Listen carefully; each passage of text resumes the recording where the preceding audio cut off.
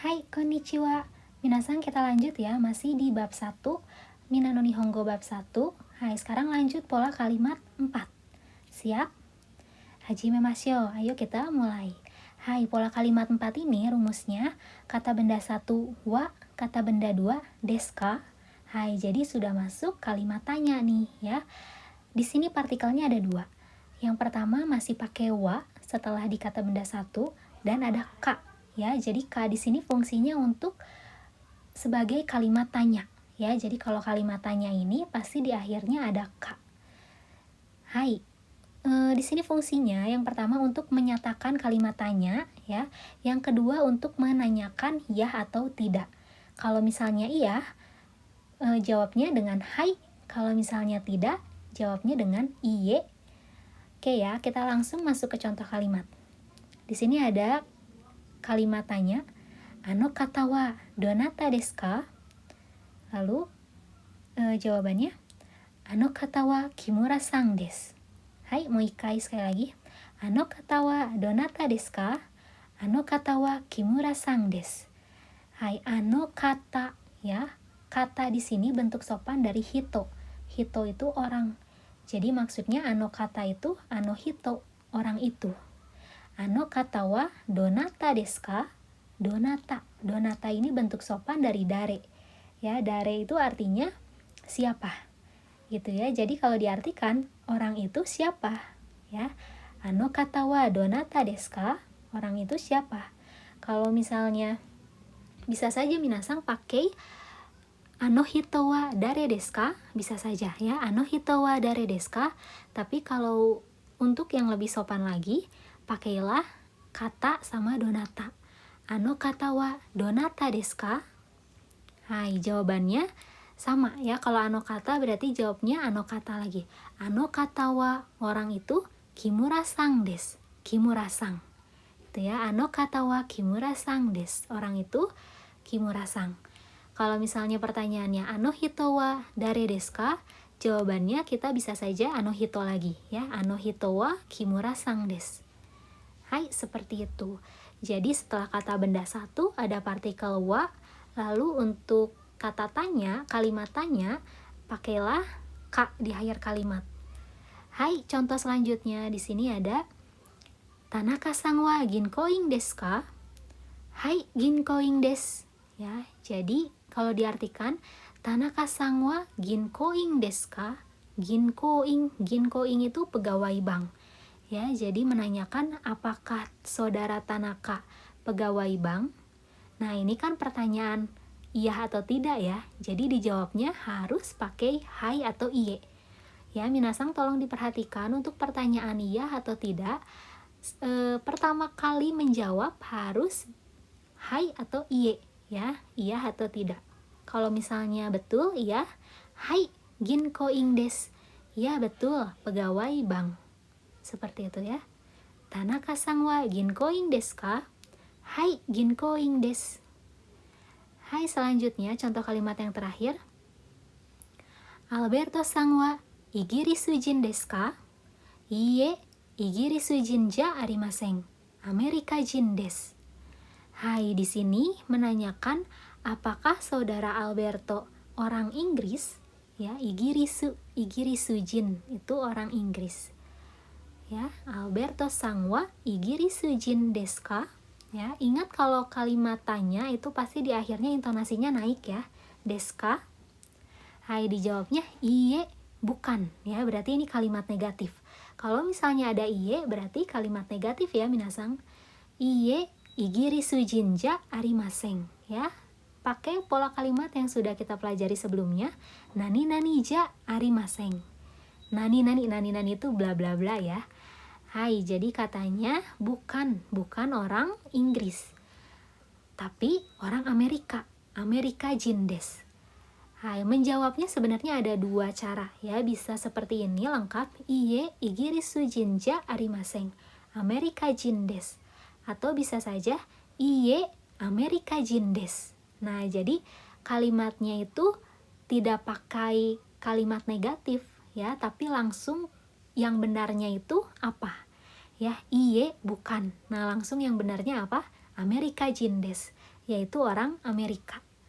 Ya, tapi kalau misalnya mau bilang bukan orang Inggris, pakailah kalimat negatif ya. Iie igirisu jinja arimaseng. Amerika jin desu. Hai, sampai sini bisa dipahami? Hai, kalau misalnya masih belum paham, minasang bisa diulang-ulang ya video ini. Hai, kita lanjut pola kalimat kelima. Pola kalimat kelima, di sini minasang akan belajar partikel baru, yaitu partikel mo. Apa itu partikel mo? Partikel mo ini disimpan setelah kata benda, yang artinya juga, ya. Kalau misalnya artinya juga, berarti predikat sama predikatnya ini sama ya. Maksudnya gimana? Kita lihat contohnya. Di sini ada contoh, watashi wa Indonesia jin desu. Karina sang mo Indonesia jin desu. Hai, di sini predikatnya sama minasang, sama-sama orang Indonesia, Indonesia jin. Hai, jadi kalimat pertamanya ini masih pakai partikel wa ya. Watashi wa Indonesia jin desu, saya orang Indonesia. Nah, lalu kalimat keduanya kalau predikatnya sama, pakailah partikel mo. Jadi partikel wa-nya diganti partikel mo. Karina sang mo Indonesia jin desu. Seperti itu ya, Karina sang juga orang Indonesia. Hai, kalimat yang selanjutnya, Tanaka sang wa kaisha ing desu. Hitomo kaisha ing desu. Hai, jadi artinya Tanaka sang adalah seorang pegawai perusahaan ya. Kaisha ing itu pegawai perusahaan. Tanaka sang adalah pegawai perusahaan. Hitomo, orang itu juga. Kaisha ing desu, pegawai perusahaan. Jadi sama-sama kaisha ing ya. Jadi kalau predikatnya sama seperti ini, yang kalimat kedua, yang partikelnya wa ini diganti mo ya. Jadi ingat, kalau misalnya kalimat pertama itu tetap setelah kata bendanya masih wa ya. Watashi wa, Tanaka sang wa. Tapi kalimat keduanya kalau misalnya sama-sama ya, predikatnya sama-sama kaisha ing atau Indonesia jin. Ini setelah kata bendanya pakailah partikel mo ya, yang artinya juga. Ya, yang terakhir dibacakan sekali lagi, Tanaka sang wa kaisha ing desu. Hitomo kaisha ing desu. Tanaka sang seorang pegawai perusahaan. Orang itu juga adalah pegawai perusahaan. Seperti itu ya. Bisa aja sih mo ditaruh di kalimat awal kalau misalnya kita sedang melakukan percakapan dengan orang lain ya. Misalnya saya bilang, saya sensei ya, misalnya sensei bilang, watashi wa sensei desu. Terus lawan bicara sensei juga ternyata seorang guru. Dia juga bilang, watashi mo sensei desu. Saya juga seorang guru. Gitu ya. Jadi diingat aja partikel mo ini artinya juga. Kita langsung lanjut ke pola kalimat ke-6. Pola kalimat ke-6 di sini minasang juga belajar partikel lain ya, yaitu partikel no. Untuk rumusnya, kata benda 1 no, kata benda 2 no. Ya, jadi di depan sama di belakang no ini ada kata benda. Fungsinya apa? Fungsinya kata benda 1 ini untuk menerangkan kata benda 2. Ya, atau kata benda 2 diterangkan oleh kata benda 1. Ya, sama aja ya. Pokoknya si kata benda 1 ini menerangkan kata benda 2. Contohnya seperti apa? Di sini ada kalimat watashi wa nihongo no sensei desu. Watashi wa nihongo no sensei desu. Saya adalah guru bahasa Jepang. Ya. Jadi kalau tadi kan cukup watashi wa sensei desu. Tapi guru apa nih gitu ya? Guru itu kan banyak, ada guru bahasa Jepang, guru olahraga, guru bahasa Indonesia, dan lain-lain. Nah, jadi diterangkanlah oleh kata benda 1 di sebelum no, yaitu nihongo misalnya, bahasa Jepang. Jadinya nihongo no sensei, guru bahasa Jepang. Jadi kalau diartikan ke Indonesia jadi dibalik ya, diartikannya dari belakang dulu. Nihongo no sensei, guru bahasa Jepang. Ii desu ka? Kita lanjut contoh kalimat kedua. Yamada sang wa ABC no shain desu. Yamada sang wa ABC no shain desu. Hai, katanya Yamada adalah pegawai perusahaan dari perusahaan ABC. Ya. Shaing itu kan pegawai ya, minasang. Hai, pegawai apa? Pegawai kan banyak ya. Nah, diterangkanlah oleh kata benda satu di sebelum no, yaitu ABC, di perusahaan ABC. ABC no shaing, pegawai ABC. Seperti itu ya. Hai, selanjutnya kalimat ketiga. Reza sang wa Jakarta Byoin no isha desu. Reza sang wa Jakarta Byoin no isha desu. Hai, isha itu dokter ya.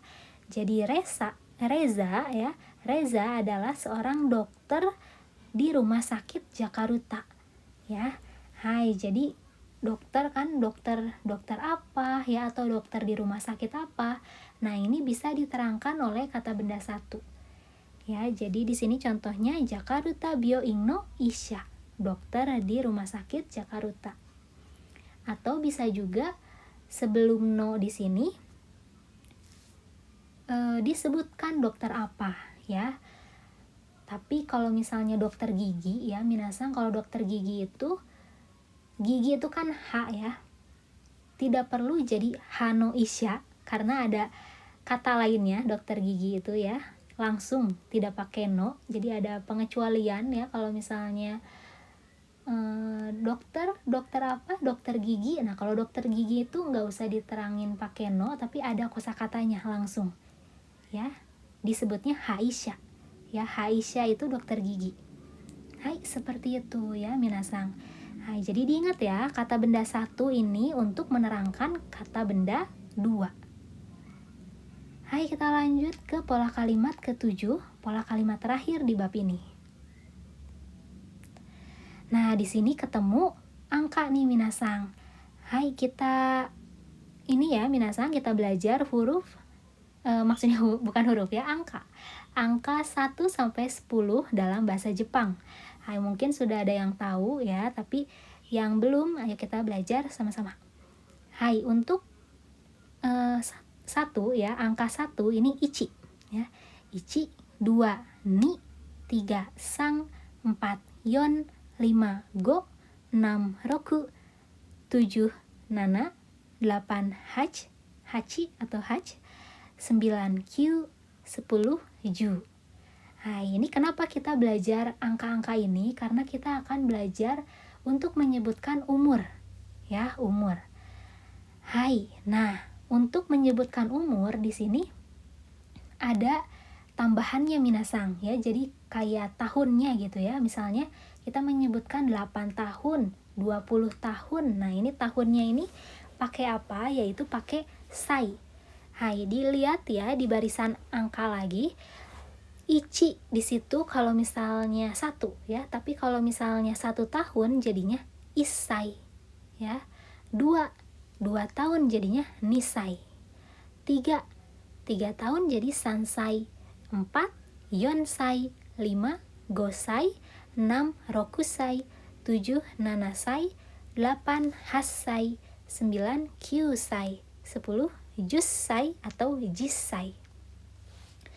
Yang perlu diperhatikan, minasang, untuk angka 1 ya, asalnya ichi ya, ini bukan jadi ichisai, tapi ci-nya hilang ya. Lalu pakai tsu kecil atau konsonan ganda ya. Jadi isai ya, s-nya 2. Isai. Hai, untuk 2 ini tinggal tambah sai aja, nisai. 3 juga sama, tinggal tambah sai, sansai. 4 yonsai. 5 gosai.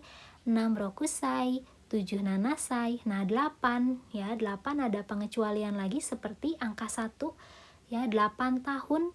8 tahun jadinya bukan hachisai tapi hassai ya, hassai itu 8 tahun. 9 tahun kyusai. 10 tahun, nah ini ju-nya jadi 1, minasang. Maksudnya u-nya ya, u-nya yang awalnya panjang, ju. Nah, u-nya jadi 1 tapi pakai tsu kecil, jadi konsonan double ya, konsonan ganda. Jussai ya, s-nya jadi ada 2. Jussai atau jissai, bisa dua-duanya. Hai, untuk puluhan gimana, sensei? Untuk belasan gimana?